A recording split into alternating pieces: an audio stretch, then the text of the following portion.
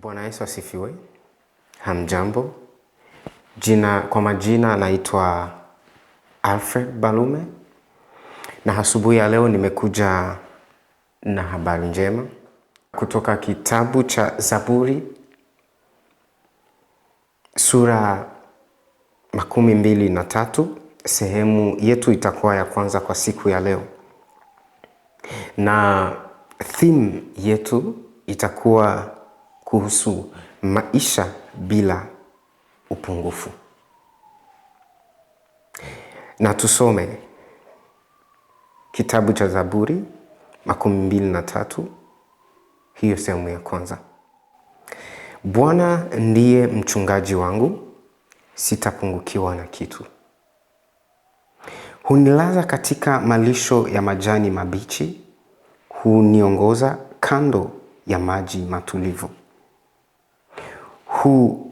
Huzima nafsi yangu, huniongoza katika njia zake huniongoza katika njia za haki kwa ajili ya jina lake. Naam, nijapopita katika bonde la uvuli wa mauti, sitaogopa mabaya, kwa maana wewe uko pamoja nami. Fimbo yako na gongo lako vyanifariji. Waandaa meza mbele yangu machoni pa adui zangu. Umepaka mafuta kichwa changu, kikombe changu kinafurika. Hakika wema na rehema zitanifuata siku zote za maisha yangu, nami nitakaa katika nyumba ya Baba. Ningepaswa kusoma, nami nitakaa katika nyumba ya Bwana milele. Dunia yetu ni mahali pa mapambano kudumu. Hatari na mahitaji yanatuzunguka kila upande. Kila mwanadamu ana mahitaji kihisia, kimwili, kiroho na kijamii. Hofu za wanadamu ni za kweli. Mojawapo ya hofu kubwa zaidi ambayo watu hukutana nayo ni hofu ya kifo. Nyingine ni hofu za kuachwa peke yako katikati ya shida za maisha. Daudi, mfalme maarufu zaidi wa Israeli, alipoandika Zaburi ya 23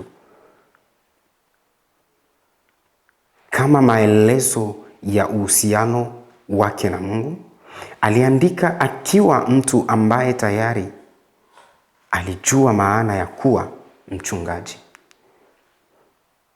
Aliwahi kuchunga kondoo za baba yake.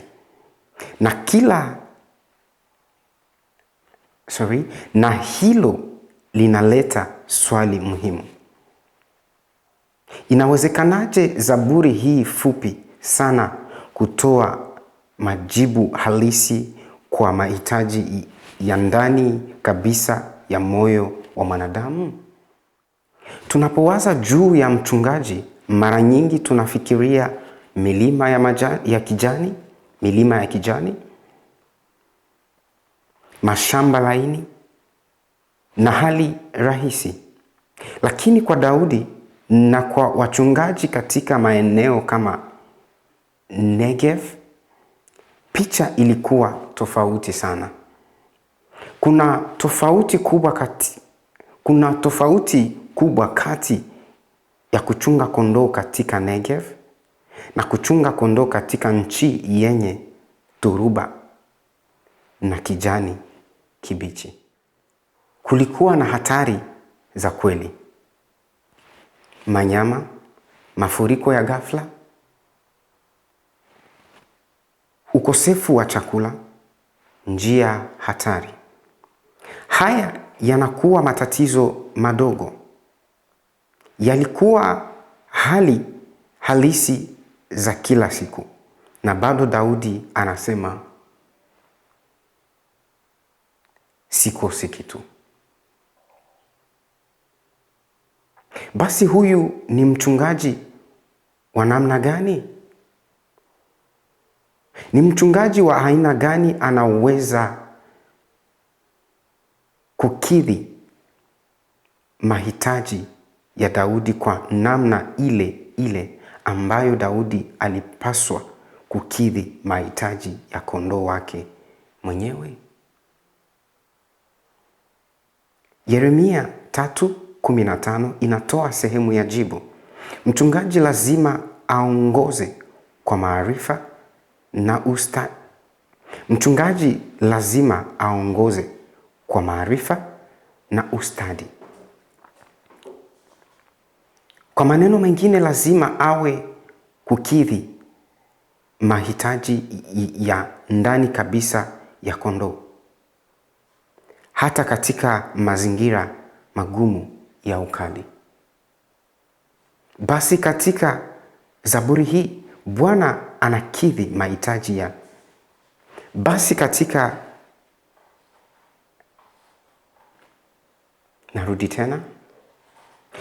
katika Zaburi hii Bwana anakidhi mahitaji gani ya Daudi? Hunilaza katika malisho ya majani mabichi. Ananipa chakula changu. Fikiria maana yake katika nchi kavu. Katika eneo linaloonekana tupu, kulisha kondoo kunahitaji hekima. Mchungaji hawezi kuacha wale kila kitu kwa siku moja, kwa sababu watahitaji chakula tena kesho. Lazima ajue jinsi ya kuongoza kwa uangalifu. Lazima ajue wapi awaongoze. Lazima ajue jinsi ya kuongoza kwa uangalifu. Lazima ajue wapi awaongoze. Nilirudi tena. Lazima ajue jinsi kuhifadhi kile kilichopo. Na bado pia kulikuwa na msimu wa mvua, na bado pia kulikuwa na msimu wa mvua, labda miezi 2 au 3 kwa mwaka, ambapo sehemu hiyo ghafla ingejaa kijani, malisho ya majani mabichi. Kondoo walipaswa kujifunza kwamba kuna misimu ya wingi na misimu ya upungufu. Kulikuwa nyakati ambazo chakula kilikuwa kingi na nyakati ambazo kilikuwa kigumu kupatikana. Ndiyo maana Wafilipi 4:12 hadi 13 inasaidia sana hapa. Najua kudhiliwa, tena najua kufanikiwa. Katika hali yoyote na katika mambo yote nimefundishwa kushiba na kuona njaa, kuwa na vingi na kupungukiwa. Naweza kufanya mambo yote katika yeye anitiaye nguvu. Kondoo walijifunza kula chakula bora zaidi katika msimu mmoja na chakula duni zaidi katika msimu mwingine.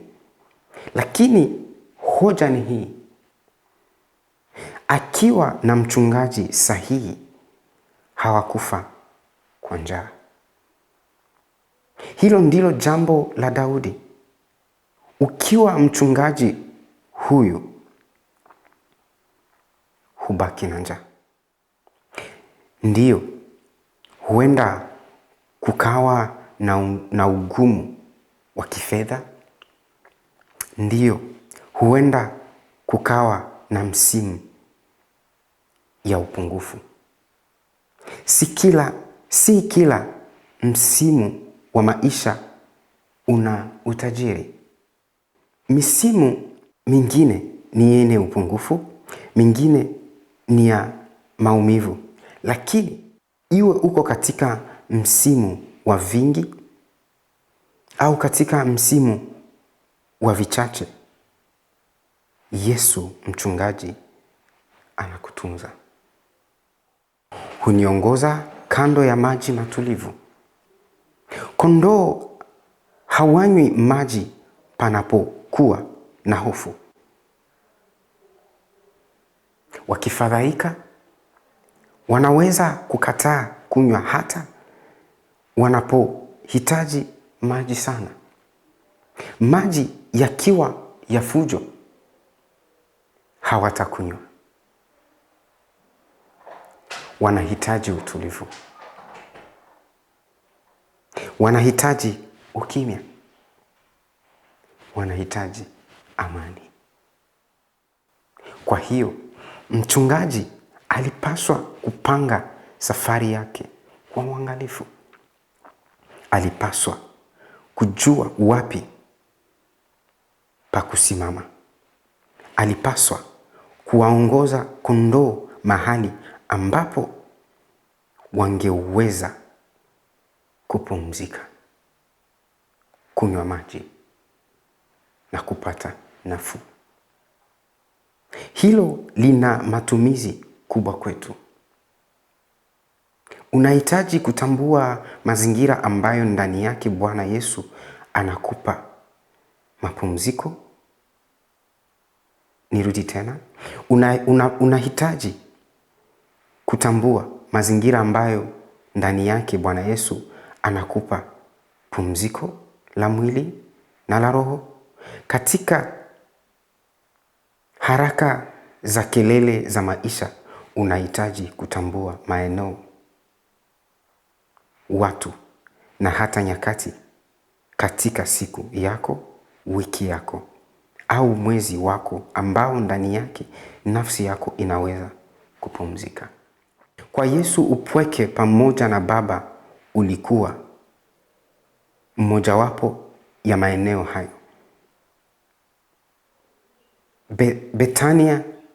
Betania akiwa mbele ya wale waliompenda na kumkaribisha, palikuwa mahali pengine pa pumziko.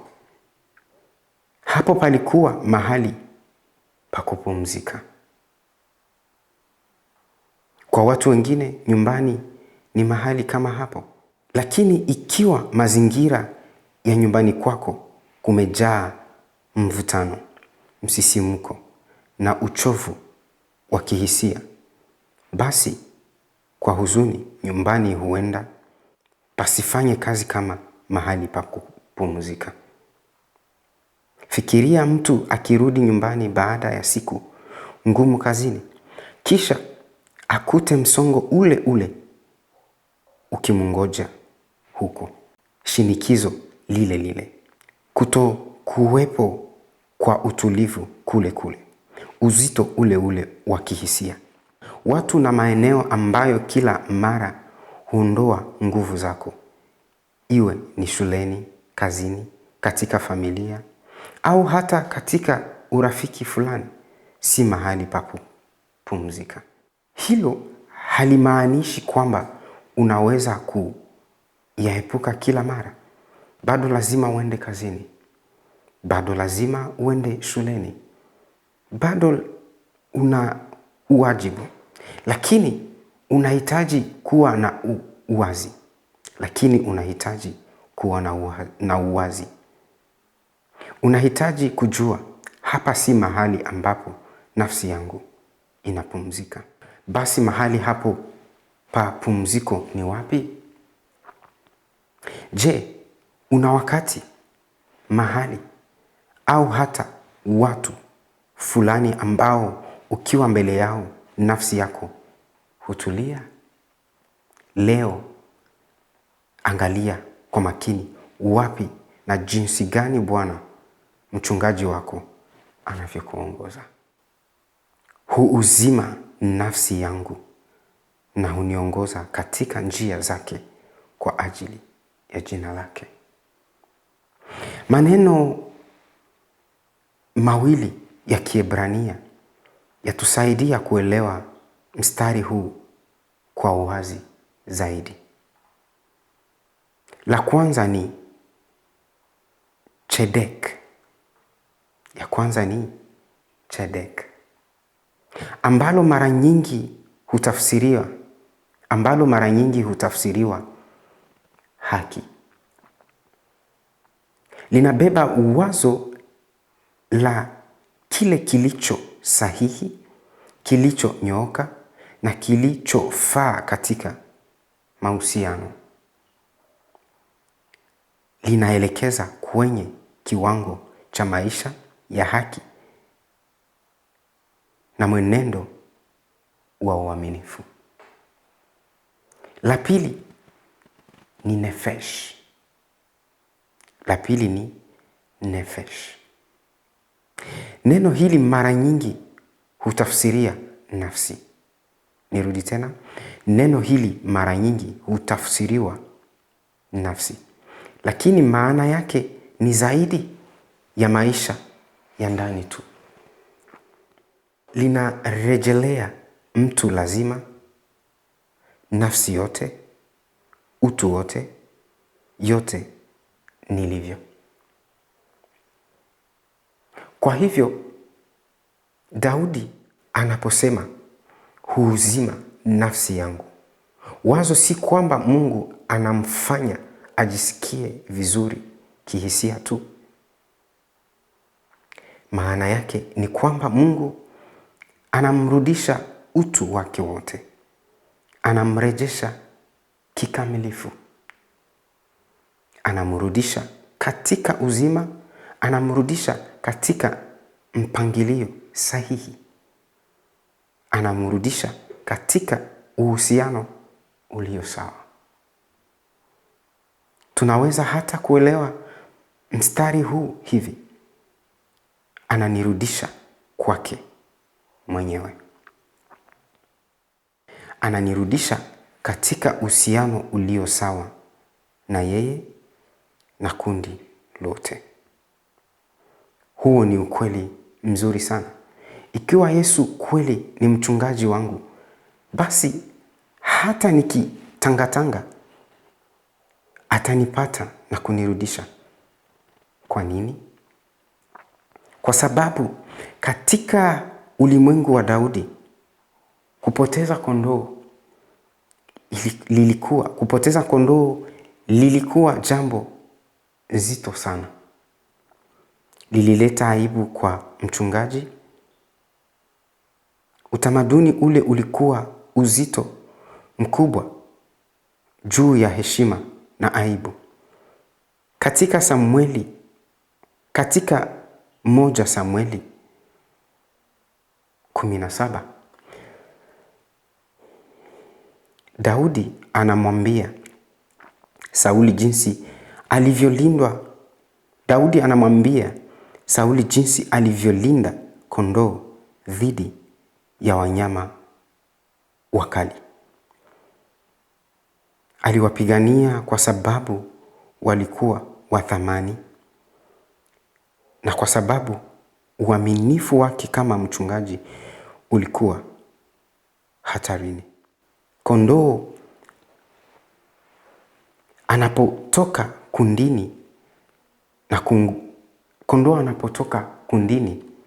na kugundua yupo peke yake, huanza kuingiwa na hofu. Mlio wake unaweza kuwavuta wanyama wakali. Hofu humpooza. Husimama bila uwezo wa kufanya lolote.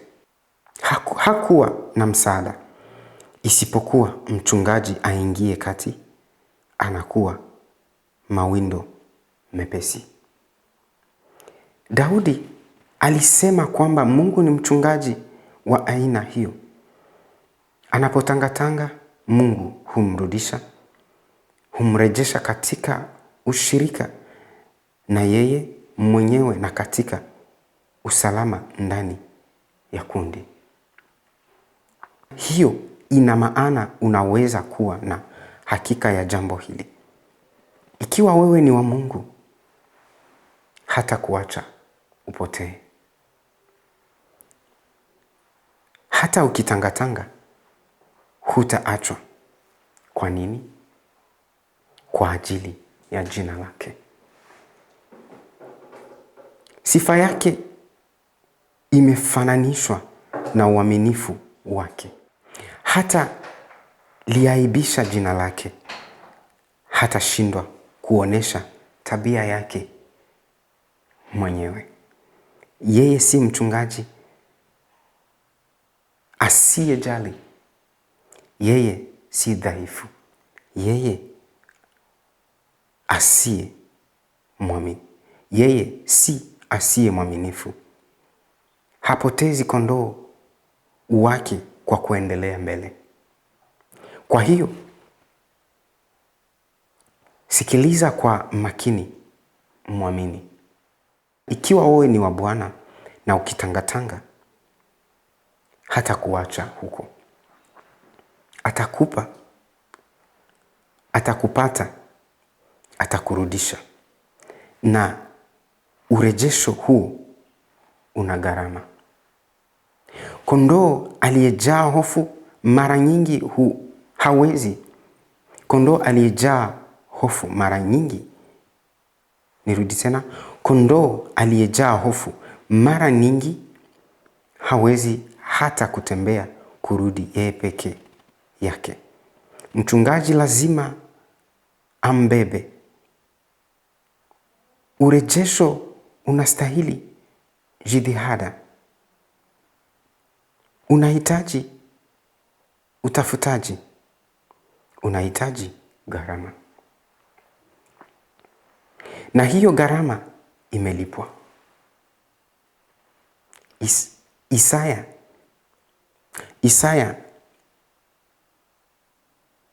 53 haya yake ya 5 hadi 6 inasema, lakini alijeruhiwa kwa makosa yetu, alichubuliwa kwa uovu wetu. Adhabu ya amani yetu ilikuwa juu yake, na kwa kupigwa kwake sisi tumepona. Sisi sote kama kondoo tumepotea. Kila mmoja wetu amegeukia njia yake mwenyewe, na Bwana ameweka juu yake uovu wetu sisi sote. Yesu alilipa gharama ya mwisho. Aliturudisha kundini. Sisi sote tulikuwa tunatangatanga. Sisi sote tulikuwa tumekwenda katika njia zetu wenyewe. Lakini Yesu Kristo alikufa msalabani, na kwa dhabihu yake aliturejesha. Hitimisho. Mwamini anaweza kupita katika misimu ya wingi au misimu ya umaskini, lakini katika kila msimu wa maisha anabaki chini ya uangalizi wa Yesu, mchungaji mwema. Huna haja ya kuishi kwa hofu kwamba utaachwa bila kile unachokihitaji kweli. Pia unahitaji kugundua pamoja na Mungu nyakati na maneno ambayo ndani yake nafsi yako inaweza kupumzika kweli. Wakati mmoja tulikuwa tunatangatanga, kila mmoja wetu akienda katika njia yake mwenyewe. Sasa tumeletwa katika kundi lake na mchungaji mwema. Na hata ukitangatanga katika siku zijazo, atakurejesha.